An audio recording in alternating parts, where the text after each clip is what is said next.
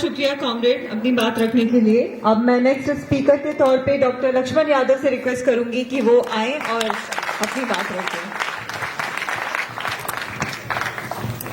शुक्रिया JNU-SU और आज JNU-SU का शायद 7वां दिन 6वां दिन है।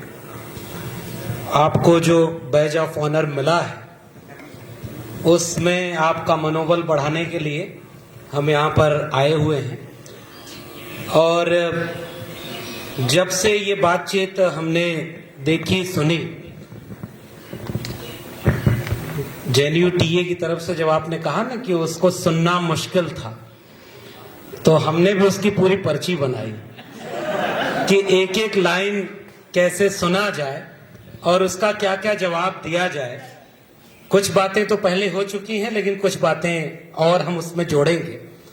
लेकिन JNU-SU ने जो अभी अपने वाइस चांसलर का काला चिट्ठा खोला है, मुझे अपना विश्वविद्यालय DU याद आ रहा है कि काश वहां भी ऐसा एक JNU-SU होता तो आपके वाइस चांसलर से कहीं ज्यादा बड़ा घूसखोर और भ्रष्टाचारी DU का वाइस चांसलर निकलेगा। इसको मैं पूरी जिम्मेदारी से कह रहा हूं, क्योंकि अपॉइंटमेंट तो आपके यहाँ 5000 हुए नहीं।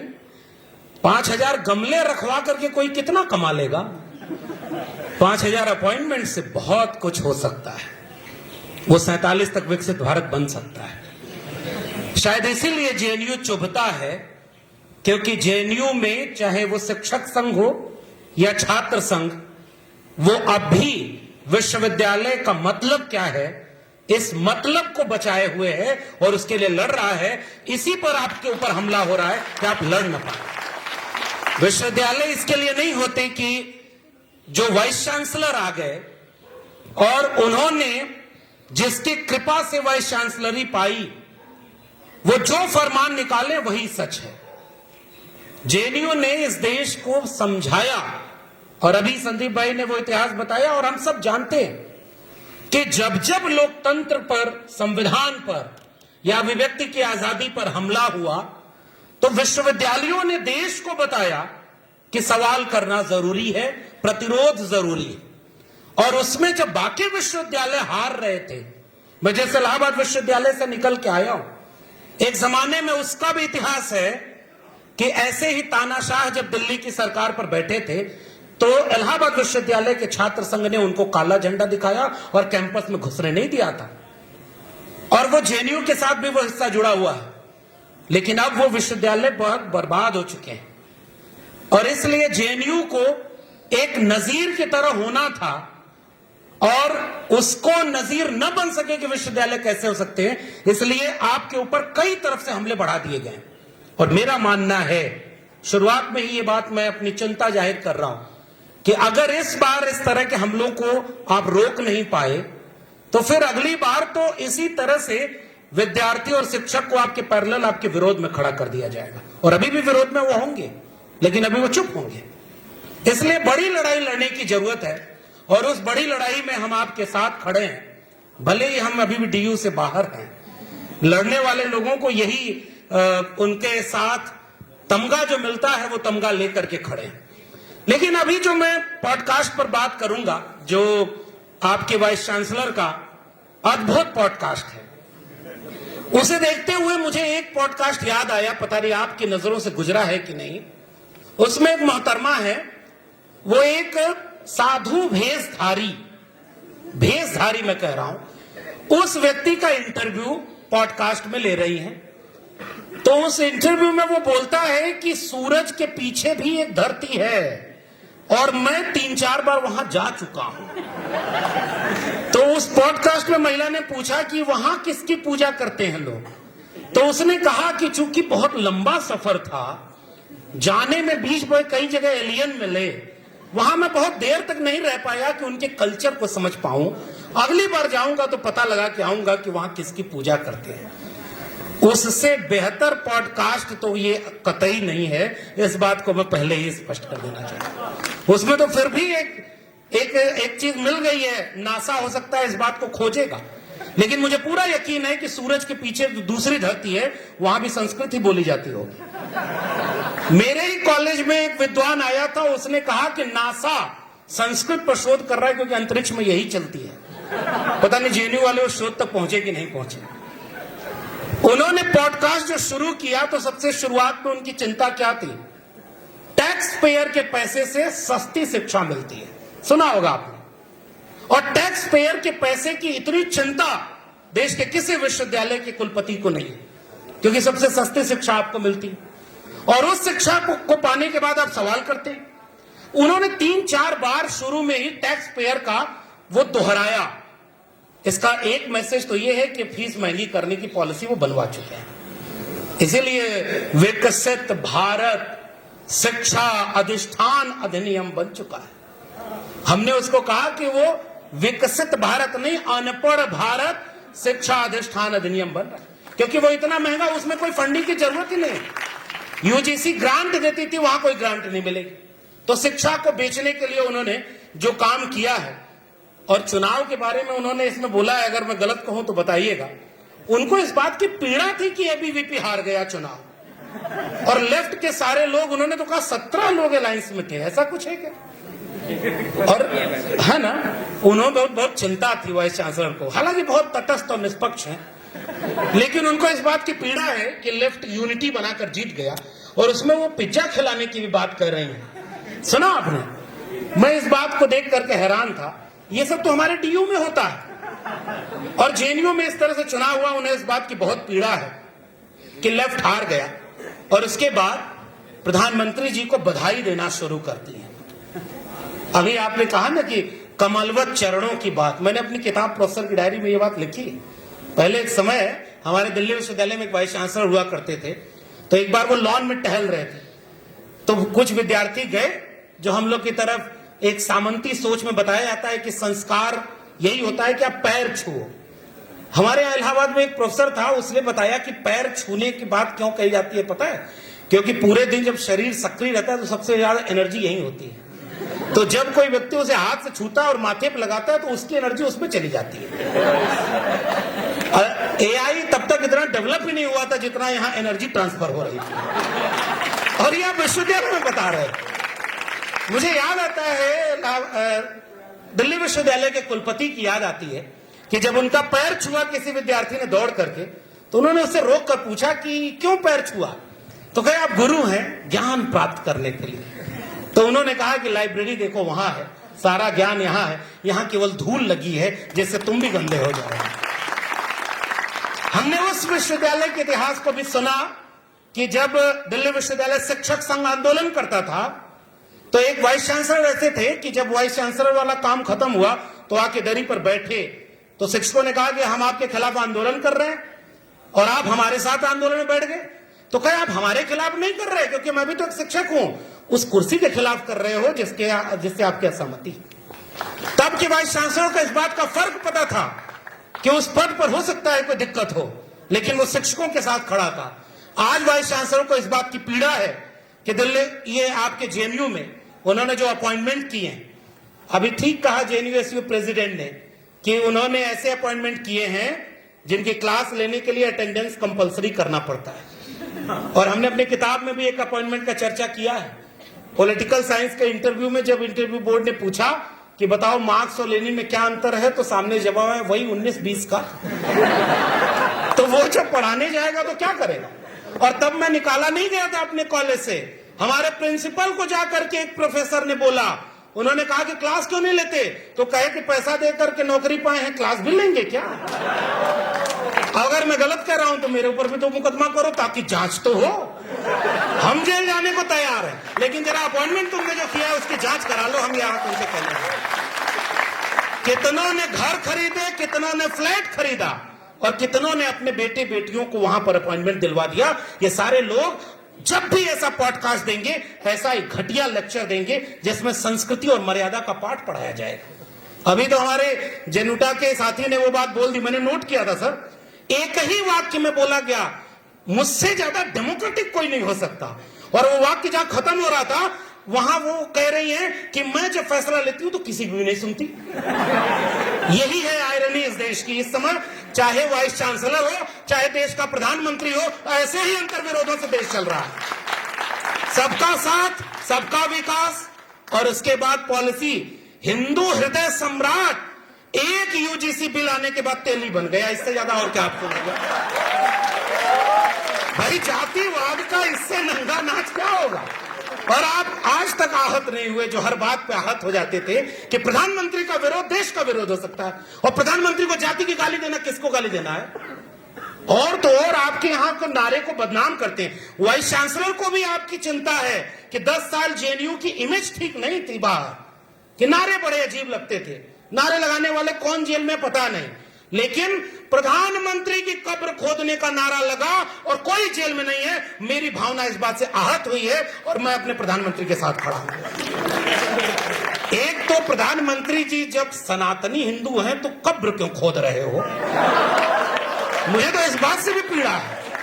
लेकिन खैर, लौटते हैं उस पॉडकास्ट पर जो हिस्टोरिकल है, और आने वाले दिनों में अगर जेएनयू बचा रहा तो एक सेंटर तो ऐसा जरूर खोलना कि ऐसे पॉडकास्ट का भी एक बार थीसिस बन के कोई इसका एक्सप्लेन करे कि इसका मतलब क्या है। सुनिए आगे वो क्या कहते हैं। राइट विंग में इंटेलेक्चुअल डेवलप करने के लिए उनको पीड़ा है कि लेफ्ट विंग इसलिए बहुत ज्यादा आगे बढ़ गया है क्योंकि उनके पास इंटेलेक्चुअल है। कौन कहता है राइट विंग के पास इंटेलेक्चुअल नहीं है? हम कहते हैं कि राइट विंग के पास इंटेलेक्चुअल है। नाली के गैस से चाय लेफ्ट विंग का तो कोई नहीं बना पाया, तो आप कह रहे हो इंटेलेक्चुअल नहीं? भाई बादल आने पे बाकी दुनिया में कुछ भी हो जाए, नासा भी नहीं पकड़ पाया था कि रडार भी फेल हो जाता। अब भाई इंटेलेक्चुअल की पीड़ा उनको, वो अपने पॉडकास्ट में आगे कहती हैं, वो जो चिंता अभी जेएनयू प्रेसिडेंट ने कह दिया। मैं तो देखिए हिंदी का विद्यार्थी हूं, प्रोफेसर तो अब रहा नहीं। प्रोफेसर तो हमारे यहाँ ऐसे ऐसे हैं कि वो सब भी कैसे प्रोफेसर, आप डीयू में जाकर पूछ लिए। एक जेएनयू एक नारा क्या लगा दिया ब्राह्मणवाद का।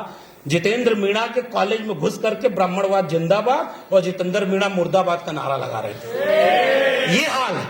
हमने जितेंद्र से कहा कि आज के भाषण में और ऐसा कुछ धारदार बोलना, क्योंकि जो नारा है वो देश को दिखा रहा है कि ऐसे लोग कैंपस में भर गए हैं। और बहुत अच्छा एक साथी ने कहा, ब्राह्मणवाद से संघर्ष करके जिसको आजादी मिली वही उसके जिंदाबाद के नारे लगा रहा है। इससे देश को बचाने के लिए जितेंद्र मीणा पीछे मत हटना, हम तुम्हारे साथ हैं। और ये हम बहुत जिम्मेदारी से कहना चाहते हैं। उन्होंने इस तरह की पीड़ा जब व्यक्त की कि आज भी वाइस चांसलर को हिंदी में कुलपति कहा जाता है। कुलपति में पति का शब्द का अर्थ बहुत गलत है। काश कि वो भाषा विज्ञान या थोड़ा व्याकरण पढ़ी होती। कुछ शब्द हमारे यहां जेंडर न्यूट्रल माने जाते हैं। राष्ट्रपति का पुल्लिंग का स्त्रीलिंग बनाने में राष्ट्रपत्नी नहीं चलता है, ये जेंडर न्यूट्रल शब्द है। और आपको लगा कि नहीं कुलपति नहीं चलेगा तो कुलगुरु चलेगा, तो गुरु भी तो पुल्लिंग शब्द है। ये आप सोचिए ना, इतना गहराई से वो कभी गई नहीं होंगी, क्योंकि वो आई है जहां से, आरएसएस से। वो असली विक्टिमहुड है और उसमें कहां ये सिखाया जाता है कि इतनी गहराई से आप इन चीजों को समझें। कुलपति कहलाने में पीड़ा होती है। और आगे सुनिए एक एक करके पॉइंट वाइज, क्योंकि भाई देखिए आप प्रधानमंत्री होते तो बिना फैक्ट और बिना आंकड़ों के बात कर सकते हैं। हमने पूरा इंटरव्यू सुना, और एक बार नहीं 2 बार सुना है सर। भले ही उस बीच में मेरे ऊपर क्या गुजरी, लेकिन इंटरव्यू हमने पूरा सुना। जब देश में इतना अच्छा प्रधानमंत्री का भाषण सुन रहे हैं तो वाइस चांसलर तो अभी भी उनसे कुछ डिग्री नीचे ही है। भाई हम तो ये कह रहे हैं ना कि आपने उसमें क्या कहा, आरएसएस ने कल्चरल प्राइड दिया है। उन्होंने अपने इस बातचीत में कहा, किसको दिया है? किसको दिया है कल्चरल प्राइड? आप इसी इंटरव्यू में आगे जाके कह रहे हैं कि विक्टिमहुड, आप इस शब्द को बयां कर रहे हैं। आपको पता ही नहीं, हम जिस जगह पे खड़े हैं यहां पीछे पोस्टर लगा हुआ है बापसा का, और वहां पर जिसकी तस्वीर लगी है कि स्तन ढकने के लिए भी मनाही थी। कोई जाकर रोया नहीं, उसने विद्रोह किया था ताकि उनके भी तन पर लिबास आए, और तुम उन्हें शर्मिंदा करते हो। इस बात की हम कड़ी मजम्मत यहां से करना चाहते हैं।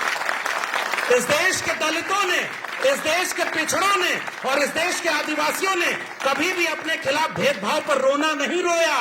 उन्होंने संघर्ष किया है। उस संघर्ष का नाम अगर तथागत बुद्ध है तो उसी संघर्ष से कबीर पैदा हुए, रैदास पैदा हुए, पलटू दादू भीखा बुल्ले शाह पैदा हुए।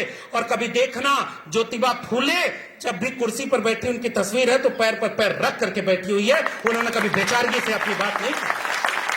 जिस दौर में इस देश में जंगे आजादी के लिए यह कहा जाता था कि जिस देश में बहुत सारे लोग नंगे बदन घूमते हैं, हम कपड़ा नहीं पहनेंगे, उस देश में वंचितों शोषितों का एक नायक सूट बूट पहन करके अपने लोगों को मैसेज दे रहा था कि हम भी अच्छा कपड़ा पहनेंगे और अच्छा जीवन जिएंगे। उसने कभी बेचारगी से अपनी लड़ाई लड़ी ही नहीं। तुम्हें इतिहास ही नहीं पता तो तुम विक्टिमहुड का बात बता रहे हो। तो आपने पढ़ा ही नहीं इस चीज को और इसलिए आप ये कहते हो कि रोना रोते हैं। कौन रोना रोया आपके सामने? किसने जाकर के वहां पर आपसे कहा कि आप हमें कुछ दे दो? आज इस देश को इंसानियत का पाठ अगर किसी ने पढ़ाया है तो इस बहुजन आंदोलन ने पढ़ाया है, सोशलिस्ट मूवमेंट ने पढ़ाया है और संविधान ने पढ़ाया है। इस बात का एहसान इन्हें मानना चाहिए। अगर यह सामाजिक न्याय की लड़ाई नहीं लड़ी होती तो यह ब्राह्मणवाद जिंदाबाद का नारा जो आज अभी टेस्ट के रूप में लग रहा है, वो कुछ दिन पहले गांव गांव में लगा करता था। उससे तो आपके इस देश को बराबरी का देश बनाया है और इसलिए आप उसको चप्पल पहनकर चलने नहीं देते थे, साइकिल पर बैठकर जाने नहीं देते थे, तालाब में पानी जानवर पी सकता था उसके लिए महान आंदोलन किया। और तुम्हारे फैक्ट्री से जो प्रोडक्ट निकलता है वो यूट्यूबर बनकर के भीड़ में घुस करके कहता है आपको भी पानी नहीं मिला, आपको भी पानी नहीं मिला तो जिंदा कैसे हो। ये है तुम्हारा प्रोडक्ट जिसे पता ही नहीं। वो खुद महिला है तो कल कोई महिलाओं के लिए जो जितने कानून बने हैं वो सारे लोग कहने लगे आप कैसे शोषित पीड़ित नहीं हुई। ये तो अपमान करना हुआ। और इस फैक्ट्री ने यही प्रोडक्ट पैदा किए और इसलिए वो विक्टिमहुड की बात कर रहे हैं कि रोना रोया। ब्लैक्स की बात करते हो, ब्लैक्स ने भी रोना रोया क्या? अमेरिका के इतिहास भी नहीं पता और गुलामगिरी ज्योतिबा फुले की पढ़नी चाहिए। उन्होंने भी उसमें ब्लैक्स को याद किया और उससे ज्यादा समर्पित किसने किया? व्हाइट्स को। कि जब ब्लैक्स वहां आंदोलन कर रहे थे तो वहां के व्हाइट्स ये नहीं कह रहे थे कि हम तो थोड़ा ही शोषण कर रहे हैं, हमारे खिलाफ क्यों आप नारा लगा रहे, आप ब्राह्मणवाद क्यों कह रहे हैं। अभी मैंने कुछ दिन पहले ये कोविड आया था, आप गूगल करके देखिएगा, घुटना दबा करके जिस ब्लैक को एक पुलिस वाले ने मारा था, पूरे अमेरिका में आंदोलन हुआ और उस समय की गूगल की तस्वीर आपके सामने होगी। घुटने पर बैठ करके व्हाइट्स ने अपने पुरखों की गलती की माफी मांगी थी। इस देश के ब्राह्मणवादियों ने आज तक ऐसी कोई गलती नहीं मानी, इसलिए इस देश में जातिवाद खत्म नहीं हुआ। जहां बीमारी थी वहां इलाज ही नहीं हुआ और आज आप जिन लोगों ने इलाज किया आप उनको कहते हो कि बीमारी बढ़ाने वाले। आज भी डॉक्टर अंबेडकर को इन्होंने कबूल नहीं किया और इसी इंटरव्यू में उनको सावरकर की याद आती है। हालांकि बहुत इंटेलेक्चुअल ढंग से वो देना चाह रही थी। वो सावरकर और आरएसएस में भी अंतर बता रहे थे। अगर आपने सुना होगा तो देखा होगा कि वो नॉनवेज खाते थे कि नहीं पता नहीं, मैं इस पर कोई टिप्पणी नहीं करूंगा, भावना हाथ हो जाए तो। क्या खाते थे? अच्छा, मैं नहीं जानता, ये आप लोग बोल रहे हैं। उन्होंने कहा कि वो शाखा नहीं गए और ये वाइस चांसलर को पता ही नहीं। उनकी एक कामयाबी उन्होंने नहीं बताई कि वो कुछ भी नहीं किए हों लेकिन माफी मांगने के पहले बुलबुल पर बैठकर पूरा भारत घुमा करते। अगर जेएनयू को आप नहीं बचा पाओगे तो वही बुलबुल वाला चैप्टर अगली बार सिलेबस में ऐड हो जाएगा। एक मगरमच्छ तालाब से निकाल के ले आने वाला और एक बुलबुल पर बैठकर पूरा भारत घूमने वाला। इसलिए जेएनयू पर हमला हो रहा है क्योंकि एकेडमिक सेंस खत्म कर दिया जाए। आप इसलिए इस पर क्या क्या कह रहे हो? आरएसएस ने कल्चरल प्राइड दिया, बंगाल, पंजाब और महाराष्ट्र को याद करती है, सुना होगा आपने। और हम कह रहे हैं महाराष्ट्र को जब याद कर रही थी तो उनको फूले नजर नहीं आए। खुद कहां से? उनका नाम शांति श्री। मैं उस पर कोई टिप्पणी नहीं करूंगा, नाम तो बहुत अच्छा अच्छा हो सकता है लेकिन तमिलनाडु से हैं, उन्हें पेरियार नजर नहीं आए। और पेरियार के राज्य से आने वाले विक्टिमहुड की बात करते हैं जिन्हें पेरियार के बारे में पता नहीं है कि उन्होंने किस तरह से वहां लड़ाई लड़ी थी। और दक्षिण में आज एक हमारे प्रोफेसर हैं, उन्होंने कहा कि ये यूजीसी बिल जब आया तो उत्तर भारत में बहुत विरोध हुआ, दक्षिण में नहीं हुआ। क्यों? तो हमने कहा आपने बहुत सारा काम पहले कर लिया, उत्तर भारत में नहीं हो पाया। अभी उत्तर भारत में इसलिए नहीं हो पाया, वहां तो अलग तरह का है। तमिलनाडु में ईडब्ल्यूएस आरक्षण भी 10% लागू नहीं हुआ है क्योंकि उन्होंने पूछा कि तुम्हारी आबादी कितनी, पहले ये बताओ तब हम आरक्षण देंगे। आपको वहां विक्टिमहुड क्यों नहीं नजर आया, ये हम आपसे सवाल पूछना चाहते हैं। उन्होंने लाल बाल पाल का जिक्र किया कि आरएसएस के लोग किसी से भेदभाव नहीं करते। हाय, मतलब ये जो पता ही नहीं था, बहुत सारे आरएसएस वालों को भी नहीं पता होगा जो इनको पता है। उन्होंने अपने इंटरव्यू में बोला कि सबसे अच्छी बात मुझे आरएसएस की लगी कि वो किसी से भेदभाव नहीं करते। दूसरा, वो सामाजिक काम बहुत ज्यादा करते हैं। आप कह रहे थे ना कि सड़क पर उतरकर विद्रोह क्यों नहीं किया, उनको जरूरत ही नहीं पड़ी। अगर ज्यादा विद्रोह तेज होगा तो एक काम करने में महारत है, माफी मांग लेंगे। विद्रोह क्यों करेंगे? 100 साल बाद जब हम और आप यहां बात कर रहे हैं, लखनऊ विश्वविद्यालय में संघ प्रमुख का कार्यक्रम, और वहां छात्र संघ के छात्र आंदोलन के लोग जब विरोध कर रहे हैं तो पुलिस उनको उठाकर ले जा रही है। सामाजिक कार्यक्रम कर रहे हैं, तो सामाजिक कार्यक्रम में यूजीसी का समर्थन कर दिया, पता कि नहीं? अच्छा, ये मेरे समझ नहीं आता कि देश चला कौन रहा है। जिल्ले इलाही कहते हैं कि इस देश में कोई जाति है ही नहीं, केवल गरीब और अमीर है। और आरएसएस प्रमुख कहते हैं 2000 साल तक हमारे लोगों ने जिनका शोषण किया उनको 200 साल तक आरक्षण तो देना पड़ेगा। मैं अगर वो पॉडकास्ट में होते तो उनसे एक सवाल पूछना था, किन लोगों ने शोषण किया? कौन है आपके लोग?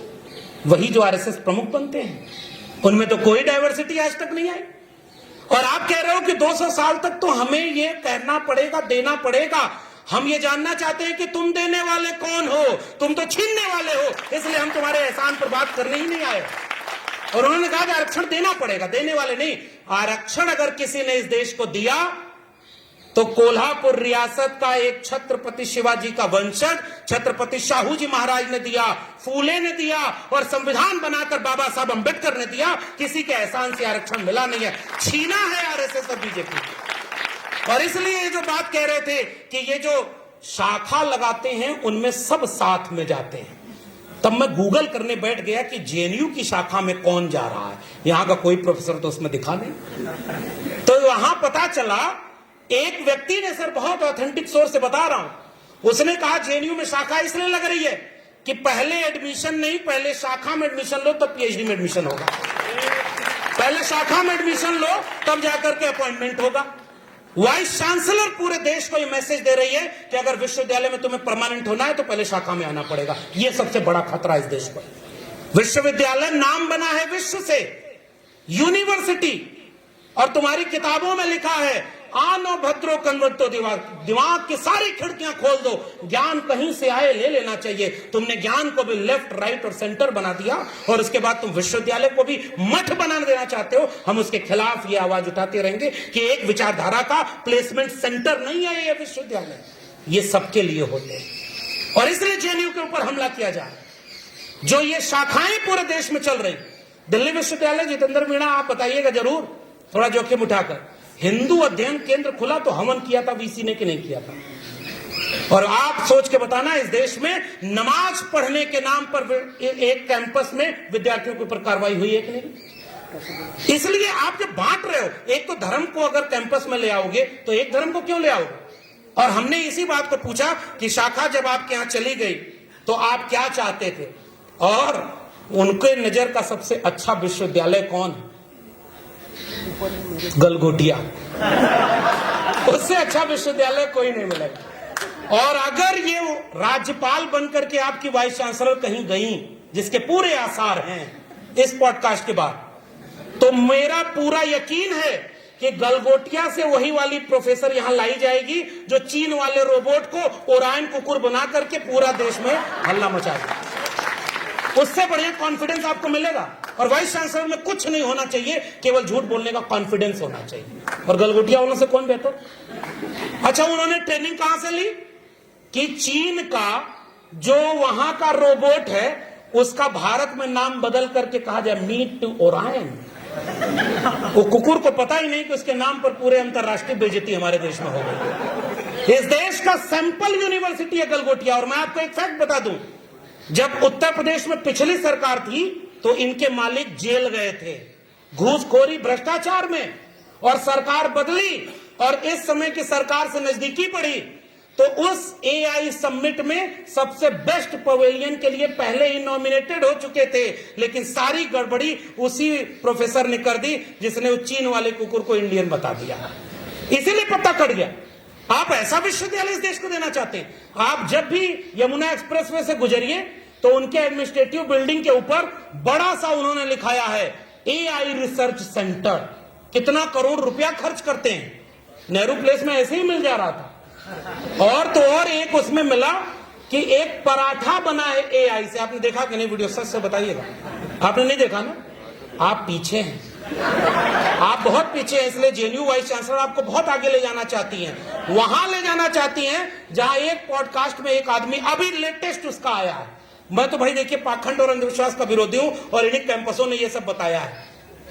माटी का एक नाग बनाकर पूजे लोग लुगाया और जिंदा नाग जब घर में निकला ले लाठी दौड़ाया। ये तो महात्मा कबीर पहले ही कर गया।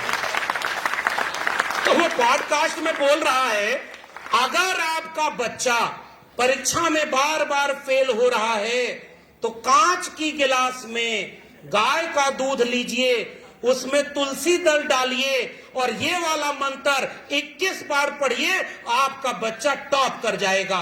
मुझे पता था कि इसका पहले प्लेसमेंट चीन में हुआ होगा। ये बहुत देर में यहां आया और ये खुलेआम आप देश में प्रचारित कर रहे हो अंधविश्वास और पाखंड। एक मध्य प्रदेश का उनका व्यक्ति है, उसने कहा गांव के बच्चों को जाके समझाते हैं, जहां गरीबी है, जहां अशिक्षा है, जहां भुखमरी है, वहां जाके कह रहा है बेलपत्री पर शहद लगाकर एक जगह लगा दो, आपका बच्चा पास हो जाएगा।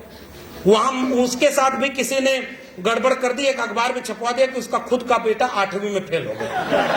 बाद में सफाई दे रहा था, नहीं बेटा फेल नहीं हुआ, पास हो गया।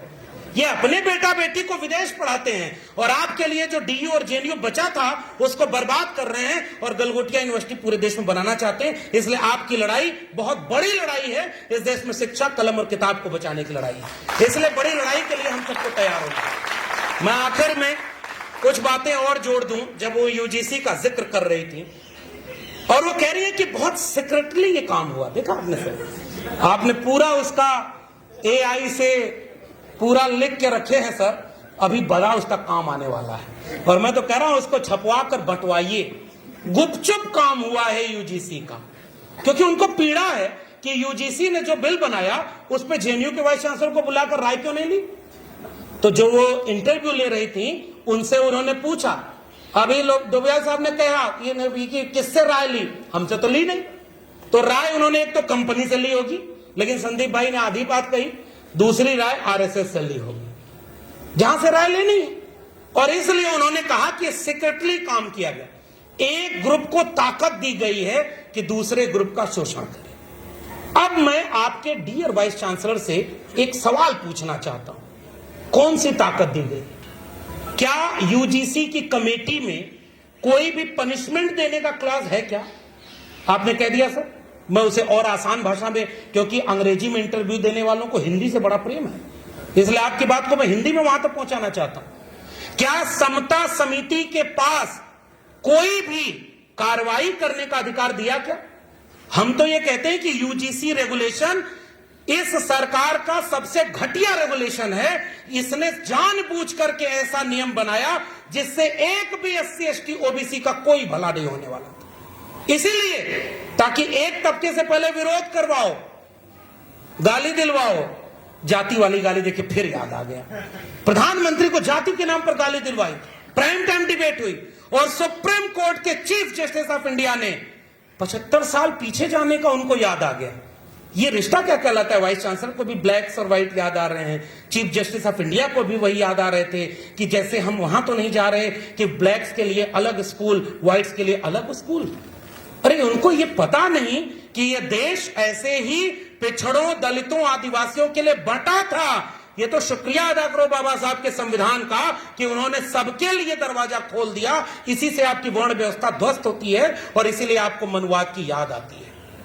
और इसीलिए उन्होंने कहा, चीफ जस्टिस ऑफ इंडिया कह रहा है कि हम कहां भेदभाव बढ़ाने वाले नियम बना रहे हैं। और याद रखिएगा, मैं आखिर में एक बहुत गंभीर बात जो मैं देख पा रहा हूं और आपसे बेहतर बौद्धिक समुदाय का ही नहीं होगा इस खतरे को समझने के लिए। बिहार के विधानसभा की कार्रवाई से अगर ब्राह्मणवाद शब्द को हटाया गया, दिल्ली विश्वविद्यालय में ब्राह्मणवाद जिंदाबाद के नारे लगाए गए और आज आपको ब्राह्मणवाद बोलने पर रोका जा रहा है और यूजीसी रेगुलेशन का विरोध केवल इसलिए कर दिया गया क्योंकि इसमें कहा गया कि एससी एसटी ओबीसी शामिल हो गया। ओबीसी नहीं होता तो देखते हैं विरोध नहीं होता, क्योंकि प्रधानमंत्री ओबीसी हैं, लेकिन ओबीसी की पीड़ा तो कभी उन्होंने जानी नहीं। इस देश में जब मंडल लागू हुआ तो ऐसे ही सड़कों पर इसी तरह के जातिवादियों का उत्पात सामने आया था, और मैंने नई वाली किताब में बाकायदे ये बात लिखी। और जो मंडल का विरोध नहीं कर सकते थे वो कमंडल लेकर निकले। ये तो इतिहास है इस देश का। सरकार गिराई। इस बिल में भी अगर ओबीसी शामिल नहीं होता तो इसका विरोध नहीं होता, लेकिन इसको सरकार ने बनाया ही इतना वेग कि 10 में से 7 मेंबर तो उन्हीं के हो सकते। महा फ्रॉड बिल बनी है। मेरी बात मानिए, हम इसको लागू कराने की बात भले कह रहा हूं, लेकिन इससे ज्यादा वाहियात कोई बिल नहीं बन सकती। दिखने में उसका नाम है समता समिति, लेकिन इससे किसी का भला नहीं होने वाला था। हम कहना चाह रहे हैं और सख्त बिल बनाओ और साफ बिल बनाओ, और उसमें एक बस क्लॉज रखना, जातिगत भेदभाव। बाकी के लिए तुम अलग कमेटी बनाओ, तब जाकर के हम मानेंगे कि तुम भला करना चाह रहे थे। दिव्यांग के लिए अलग से कमेटियां बनी होती हैं, महिला के लिए अलग से कमेटी बनी होती है। और इस पूरे प्रावधान में भाजपा सरकार ने साजिश की है कि अगर रोहित वेमुला और पायल तड़वी जाति के नाम पर शोषण शिकार हुए थे तो इसमें आपने ईडब्ल्यूएस क्यों जोड़ा था? आपने इसमें एससी एसटी ओबीसी के बाद दिव्यांग और महिला क्यों जोड़ा था? हर कैंपस में इस तरह के आपके यहां जेंडर सेंसिटिव सेल होते हैं, आपके यहां इक्वल अपॉर्चुनिटी सेल होते हैं, उसको और मजबूत कर देते। इसलिए ये बहुत बड़ी साजिश है जिसको कोई समझ ही नहीं पाया। उन्हीं के लोग थे और उनको उन्होंने गिरा दिया। और क्या कह रहे हैं कि इस इर्रेशनल है और सरप्राइज्ड है वो कि इस तरह का कानून देश में कैसे चल सकता है। और अननेसेसरी थिंग, ये 3 शब्द मुझे बड़े अच्छे लगे कि इसकी जरूरत ही नहीं। जब आप यहां पर बैठे हो तो आपको पता ही नहीं चलेगा कि इस देश में कैंपस में कितना भेदभाव होता है। जेएनयू के लोगों, आप हमें बताना, आपके आंदोलन में हम आए थे जब आपने एक आंदोलन किया। जितेंद्र मीणा यहां बैठे हैं और ये जानते हैं कि एक आदिवासी लड़की को वाइबा में 1 नंबर दिया गया था। अगर उसे वाइबा में 3 या 5 नंबर दे दिया जाता तो उसका पीएचडी में एडमिशन हो गया होता। रिटन में उससे कम नंबर वालों को ज्यादा नंबर देकर एडमिशन लिया गया था। बताइए, आपने इसकी जांच की थी कि नहीं? आपने इस पर प्रोटेस्ट किया था ना? और उनको पता ही नहीं, ये अपने कैंपस को जानते ही नहीं, इसलिए कह रहे हैं कि इसकी जरूरत ही नहीं थी। और तो और वो कह रहे हैं इसका ड्राफ्ट नहीं आया था। झूठ बोल रहे हैं। झूठ बोलना लगता है ऊपर से सीखा है उन्होंने। 25 फरवरी 2025 को यूजीसी ने ड्राफ्ट जारी किया। 8 दिसंबर 2025 को दिग्विजय सिंह की कमेटी ने उस अपने रिकमेंडेशन पार्लियामेंट्री कमेटी को पब्लिक डोमेन में रखा, जिसमें उन्होंने कहा था कि इस देश में एससी एसटी ओबीसी के साथ जातिगत भेदभाव होता है। और जो भ्रष्टाचार आपके यहां हो रहा है, आप दिग्विजय सिंह कमेटी का जो 38 पेज का उसकी समरी है और 114 पन्ने की उसकी फुल रिपोर्ट है, उसमें आप जाएंगे 15 नंबर और 16 नंबर पन्ने पर। इस पार्लियामेंट्री कमेटी ने बताया है औसतन 5 लाख से 10 लाख रुपए में बीए की डिग्री अशोका, गलगोटिया और ये सारी यूनिवर्सिटी दे रही है। जेएनयू को बर्बाद करके वो महंगी शिक्षा देने के लिए वहां पर ले जा रहा। उसी कमेटी में रिकमेंडेशन है नैक की ग्रेडिंग के लिए घूस दिया जाता है। मैं नहीं कह रहा हूं, ये पार्लियामेंट्री कमेटी दिग्विजय सिंह की अध्यक्षता में जो बनी थी उसने ये बात कही कि नैक की ग्रेडिंग के लिए घूस दिया जाता है। तो इसका मतलब घूस देने वाला कौन है? मेरिटधारी लोग होंगे। उनकी मेरिट पर हमें कोई शंका नहीं। इसलिए जो ये उन्होंने कहा, इस बात को यहां पर समझना होगा। उन्होंने अपने पॉडकास्ट में एक शब्द प्रयोग किया, इंटेलेक्चुअल टेररिज्म। अब आप सोचिए, दिल्ली विश्वविद्यालय का कुलपति आरएसएस के कार्यक्रम में जाकर कहता है कि बहुत सारे नक्सल गांवों में हैं और कुछ अर्बन नक्सल यूनिवर्सिटी में भी बैठे हुए हैं। और उसी तरह से इस पॉडकास्ट में कहा जाता है कि इंटेलेक्चुअल टेररिज्म इस देश में बढ़ रहा है। जो सोचेगा, जो समझेगा, जो सवाल करेगा, जो आरएसएस से बिना डरे सवाल करेगा, वो उनकी नजर में टेररिस्ट है। क्या आप ये कहना चाहते हैं? और इसलिए आप इसका विरोध करना चाह रहे हैं। उन्होंने क्या कहा कि यह, आप सोचिए, ड्रग शब्द का इस्तेमाल किया कि दलित लोग विक्टिमहुड के लिए, कि ऐसा लग रहा है एक नशे की तरह इसका इस्तेमाल किया जा रहा है। ऐसे वाइस चांसलर को अगर देश के प्रधानमंत्री संविधान की शपथ लिए हैं और उन्होंने अपने भाषण में कहा कि मुझे मार लो लेकिन मेरे दलित भाइयों पर कोई अत्याचार मत करो। मेरे जीते जी कोई दलित भाइयों का अन्याय नहीं कर सकता। उनको पहला काम करना चाहिए कि यह बयान देने वाले जेएनयू के वाइस चांसलर को तुरंत रिजाइन दिलवाना चाहिए, जो दलितों और पिछड़ों का अपमान करने की बात करते हैं। इसमें कोई माफी मांगने की कोई जरूरत नहीं, क्योंकि माफी वो भी मांग सकती हैं कि गलती हो गई, लेकिन हम नहीं चाहते। यह अपमान है उस पूरे इस देश के हजारों साल के संघर्ष का अपमान है। इस देश में जिस समाजवादी और सामाजिक न्याय के आंदोलन में स्वाभिमान आंदोलन और आत्मसम्मान आंदोलन चला था, महात्मा ज्योतिबा फूले के आंदोलन को हम आत्मसम्मान आंदोलन कहते हैं। पेरियार के आंदोलन का नाम ही है स्वाभिमान आंदोलन। तो डिग्निटी का जिसका आंदोलन चला हो, आप उसे विक्टिमहुड की बात करके, यह है इंटेलेक्चुअल आपके सामने सबसे बड़ा खतरा जो मैं देख पा रहा हूं। और इसीलिए मैं आपसे कह के जा रहा हूं, ये कह रही हैं कि इस यूजीसी के बिल से कुछ लोग परमानेंटली विक्टिम हो गए और कुछ लोग परमानेंटली एविल हो गए। कहां लिखा है इसमें? हेड ऑफ इंस्टीट्यूट इस कमेटी का चेयरमैन होगा, और देश के 45 केंद्रीय विश्वविद्यालयों में 43-44 तो SC ST OBC vice chancellor नहीं है। दिल्ली विश्वविद्यालय में अभी जितेंद्र मीणा बोलेंगे, एक भी प्रिंसिपल दलित पिछड़ा आदिवासी हो तो बताइए, वो इस कमेटी का चेयरपर्सन होगा। वो क्या न्याय देगा SC ST OBC को? इसलिए मैं कह रहा हूं कि बिल ही फ्रॉड है। और इस बिल को नाम बहुत अच्छा दिया था, क्योंकि इसका नाम समता समिति। हम बार बार ये कहना चाह रहे हैं कि समता समिति की जरूरत है, लेकिन ऐसे फ्रॉड समिति की जरूरत नहीं जिससे किसी को समता ही न मिल पाए। और आप नाहक उसका विरोध करवा रहे हैं।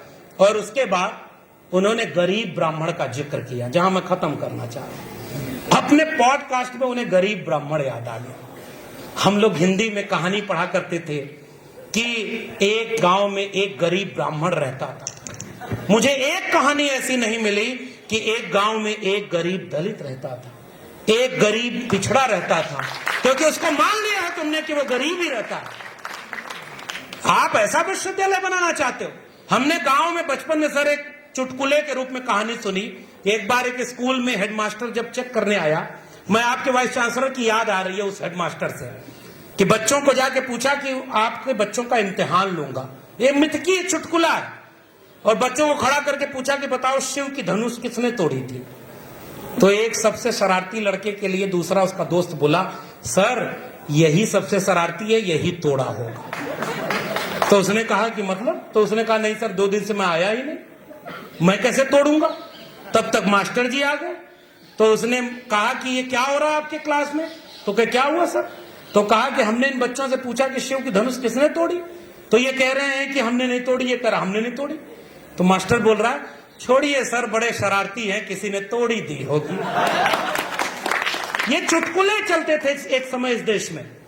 जब वो एक प्रिंसिपल के पास पहुंचते हैं तो प्रिंसिपल, आपके घूसखोर वाइस चांसलर वाली बात से मुझे याद आया, प्रिंसिपल के पास जाकर वो शिकायत करता है कि आपके कॉलेज में, स्कूल में क्या पढ़ाई हो रही है, यहां तो किसी को पता ही नहीं कि शिव की धनुष किसने तोड़ी। तो प्रिंसिपल कहता है कि सर ये इलाका ही बड़ा बदमाशों का है, कोई न कोई तोड़ी दिया होगा, छोड़िए हम नई बनवा देंगे, आप इसको कुछ ले दे करके ऊपर बात मत पहुंचने दीजिए। हमने चुटकुले एक समय सुने थे। आप इस देश के कैंपसों को वहां ले जाना चाहते हैं। आप यहां पर तर्क, विवेक और वैज्ञानिकता नहीं चाहते, इसलिए आप कैंपस में सोचने समझने वालों को या तो रस्टिकेट करना चाहते हैं, या नौकरी से निकालना चाहते हैं, या उनका प्रमोशन रोकते हैं, या उनके ऊपर कमेटी बिठाते हैं ताकि वो अपने को बचाने में लगे रहें और उन बड़े सवालों तक कोई लड़ाई न जा पाए, जिसमें फीस महंगी की जा रही है, जिसमें हेफा बनाया जा रहा है। और जवाहरलाल नेहरू विश्वविद्यालय, इस वाइस चांसलर को शर्म आनी चाहिए कि मीडिया आपका मजाक उड़ाता है कि जेएनयू को पैसे की किल्लत है, इसलिए अपनी कुछ जमीन वो लीज पर रखना चाहता है और जेएनयू पैसा वहां से लेना चाहता है। बताइए, यही विश्वविद्यालय आपके देश को चाहिए था? 455 करोड़ रुपए लोन में हेफा के आपके विश्वविद्यालय, हेफा बनाकर पिछले 5 साल में 6000 करोड़ रुपए से ज्यादा लोन विश्वविद्यालयों पर आ गया। विश्वविद्यालय मुनाफा के अड्डे बन गए। और आप हर विश्वविद्यालय में, देश भर में केवल जेएनयू ही है, डीयू में अब वो लड़ाई नहीं हो पा रही है। और डीयू में प्रॉक्टर 1 महीने के लिए कह रहा है कोई नारेबाजी नहीं होगी। जब वहां पर यूजीसी के विरोध में आंदोलन हुआ तब सबको अलाउ था, जब यूजीसी के समर्थन में आंदोलन हुआ तो चीफ प्रॉक्टर की नोटिस आ गई। जेएनयू वालों, आपके ऊपर बस ये आखिरी कुछ हमले इसलिए हो रहे हैं कि आप हार गए तो पूरे देश में शिक्षा की लड़ाई हार जाएगी। ये बात मैं पूरी जिम्मेदारी से कहना चाहता हूं। जेएनयू एसयू इसलिए लड़ पा रहा है क्योंकि भाजपा जहां जहां हारती है छात्र संघ चुनाव, वहां छात्र संघ चुनाव को बंद कर दिया है।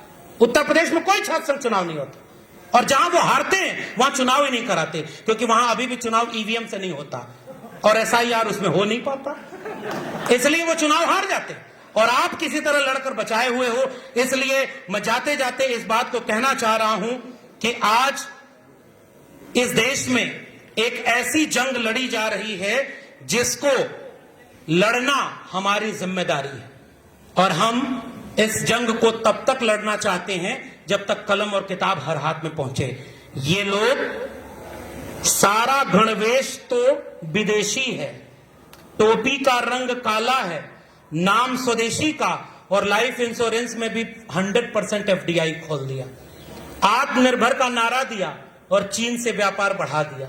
अभी तो एक फाइल खुली है, अभी तो जाने कितनी फाइल खुलनी बाकी है, लेकिन ये लोग नैतिकता का, मैंने अपनी जाति जनगणना वाले किताब में जो बात कही है वहीं से अपनी बात खत्म कर रहा हूं कि एक जमाने में जब हजरत मूसा जनगणना के लिए जा रहे थे तो वो एक तंबू बनाया उन्होंने कि पवित्र तंबू होगा, और इस पवित्र तंबू पर कोई सवाल नहीं उठाएगा। उससे मैंने एक प्रतीक लिया और मैंने कहा कि आज इस देश में 2 तंबू तान दिए गए हैं, एक राष्ट्र का और एक धर्म का। जब भी इस देश का कोई नागरिक अपने नागरिक हक के लिए सवाल करता है तो राष्ट्र का तंबू खतरे में आ जाता है, और जब भी इस देश के दलित पिछड़े अपने सामाजिक न्याय और संविधान की बात करते हैं तो धर्म खतरे में आ जाता है। इसलिए इन फर्जी तंबुओं को यह बात कहने की जरूरत है कि इस देश को, इस देश के दलितों, पिछड़ों, आदिवासियों ने, इस देश के कमेरा लोगों ने, इस देश के मेहनतकश लोगों ने, संविधान में यकीन रखने वालों ने इस देश में समानता की लड़ाई लड़ी, और समता और न्याय जब तक नहीं होगा ये लड़ाई हम जारी रखेंगे। और संविधान को बदलकर मनुस्मृति लागू करने वाले लोग आज हुकूमत में हैं तो अपने एक व्यक्ति को खुद ही वीर साबित कर रहे हैं। तुम्हारे वीर कहने से कोई नहीं होगा, हुकूमत बदलेगी, तुम्हारा वीर फिर वापी वीर हो जाएगा। हम जिसको वीर कहते हैं वो शहीद आजम भगत सिंह है, वो बाबा साहब अंबेडकर है, वो डॉक्टर लोहिया है, और वो तमाम लोग जिन्होंने इस देश को इतना समता और न्याय दिलाया था। हम जेएनयू को भी बचाने की लड़ाई लड़ेंगे, हम शिक्षा को भी बचाने की लड़ाई लड़ेंगे। और ये बात कहते हुए कि क्या जुल्मतों के दौर में भी गीत गाए जाएंगे? हाँ, जुल्मतों के दौर के ही गीत गाए जाएंगे। जय भीम, जय मंडल, संविधान जिंदाबाद, उल गुलाम जिंदाबाद, इंकलाब जिंदाबाद।